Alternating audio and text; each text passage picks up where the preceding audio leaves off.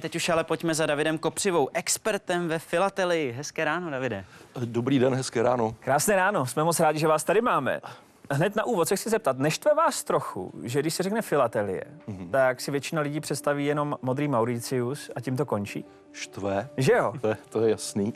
Ano, protože to není jenom o tom, protože za skoro každou známkou, za každým dobrým dopisem nějaký jako příběh, který je stejně atraktivní jako třeba jest zatím modrým Mauriciem a proto naše společnost nalézá tyhle ty příběhy, ukazuje artefakty z poštovní minulosti, které se k těmto příběhům vztahují a pořádáme výstavy, mluvíme o tom nefilatelistickým jazykem srozumitelně prostě pro publikum a dá se říct, že se dá ukázat jako nefilatelistům, že ta filatelie je prostě zajímavá, když odcházejí z nějaké výstavy, kde se seznámí s těma příběhama, mají nějaký zážitek, mají radost a říkají si, tyjo, ta filatelie není taková pitomost, jak jsme si jako mysleli. Takže kvůli tomu to všechno děláme a ukazujeme ty kontexty.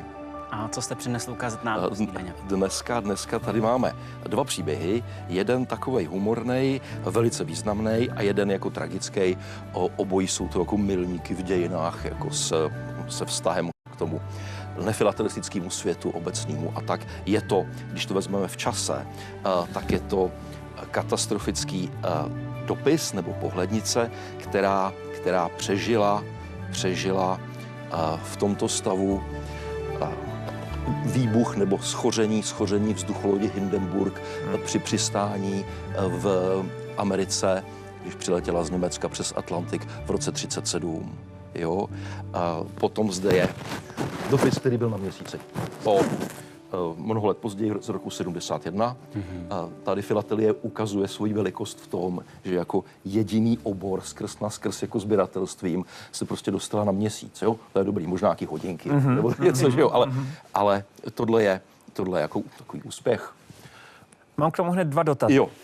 Filatelie se teda nerovná pouze známky. Ano. Já jsem totiž měl v hlavě, že jakmile se řekne filatelie, že člověk sbírá známky, ne vlastně jako korespondenci, ne dopisy. Ano. Ty známky jsou na dopisech, k tomu to jako všechno bylo vymyšleno. Jasně. Takže se dochovaly známky, dochovaly se ty dopisy. Obojí má prostě, jsou to stopy určitých událostí, ty dopisy většinou mají takový větší příběhy a jsou to jako skuteční doklady. Ano, jsou to jako skuteční doklady často něčeho velice významného. Tadyhle schoření Hindenburgu, kterému se říkalo Titanic v oblacích, měl 250 metrů délka, 40 metrů šířka. Vzducholodě tohoto typu lítaly po celém světě 20. 30. léta plněný vodíkem. Najednou buch při přistání v Lakehurstu a ta obrovská loď schořela za 15 vteřin. Byl to takovej šok. A zase událost zajímavá i zpravodajsky. Bylo to živě přenášený, co se děje při tom přistání, jakoby americkým rozhlasem. Byly tam filmový štáby, fotografové nejlepší. Jsou z toho ikonické fotky, jak ta loď prostě vybuchuje. Způsobilo to šok po celém světě a úplně to ukončilo éru vzducholodí. Úplně prostě ty technologie skončily, ta doprava letecká prostě jako převládla. Takže ten dopis vlastně zaznamenává tuhle událost, je nositel té události, té vzpomínky. To jsou ty svědkové toho. Jo. Můžeme si to půjčit? Jo, jasně. Těch dopisů, respektive pohlednic, se dochovalo v takovém jako sbíratelném stavu 60 kusů z 17 000 zásilek, který ta vzducholoď přepravovala. Byla to fakt jako katastrofa, šokující a bylo tam 100 lidí, z toho se většina, asi 60, se zachránilo a takže počet obětí nebyl tak dramatický, jako třeba u Titaniku, ale bylo to tak jako zase šokující, něco tak obrovského, slavného, světový fenomén a najednou za pár vteřin je pryč, jo. Takže v tom povědomí to jako je. Davide, ano? rovnou mě k tomu ještě napadá další věc. Jak poznáte, že to není falzifikát? Tak. Protože přeci jako to má, předpokládám, vysokou hodnotu, na tu se taky zeptáme za chviličku. Předpokládám, že nám ji neřeknete, ale... Katalog 60 000 euro v jednom specializovaném katalogu německým. Takže je to nejlepší ze všech cepelínů. Všichni jako sbírají celý život letecký dopisy cepelíny, protože to se částečně jaksi vymyslelo pro tu poštu, že jo, a teď ty dopisy přepravený cepelínem byly dobrý, takže ten trh s tím jako je velký.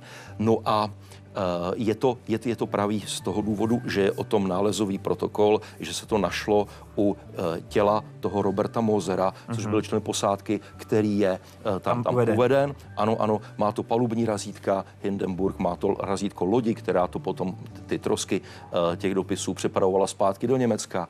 Je to v každý jako odborné literatuře vyobrazený tento dopis. Jo? Je to nejlepší ze všech cepelínů, jak jsem říkal. Všichni dělají letectvo, nebo 100 000 lidí po světě dělá cepelínové pošty. A Hindenburg nemá nikdo, jo? Prostě opravdu jako 1,5 milionu teď držím v ruce. Takhle, v nějaké ideální tržní situaci, ano, katalog je 60 000 euro, takže ten potenciál je takový. Reálná cena v poslední době těchto konkrétních Moserových pohlednic, protože se jich našlo několik u něj, je kolem 30 000 euro. No. Je o filatelii zájem i ze strany mladé generace? Je Vám to ještě vrátím, já to chci držet. Předává. A daří se oslovit mladou generaci? Těžko, hůře než třeba před 100 lety, jako jasně, těch podnětů je hodně.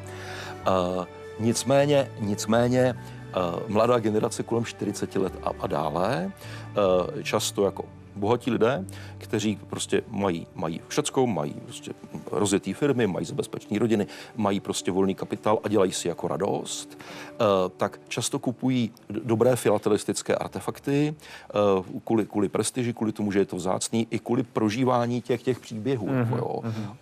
Často lidi, kteří mají všechno, tak jako sbírají ještě jako zážitky a nebo nějakou jako identitu, která je jim dodána vlastnictvím něčeho unikátního, protože všichni vědí, no to je ten, kdo to má, jo? Ostatní to nemají, tak ta identita tam je a to je pocit, který jako chcete. Jo? Takže nějak to funguje, mladá generace samozřejmě k tomu musí jako dozrát a v mý generaci ta dětská zkušenost s filatelií byla jako jasná.